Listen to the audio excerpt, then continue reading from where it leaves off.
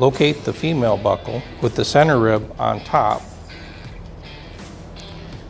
Insert the strap into the lower hole and slide and measure out 16 inches.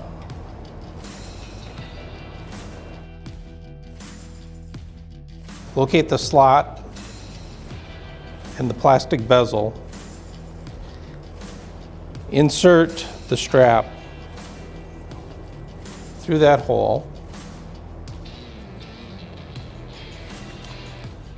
And then take the end of the strap and insert it back through the same slot you started with. Now take the strap and put it through the upper buckle. Locate the male and insert it into the female buckle. Now take the end of the strap, insert it into the lower slot with about 3 or 4 inches sticking out, and then wrap the strap back to the upper slot.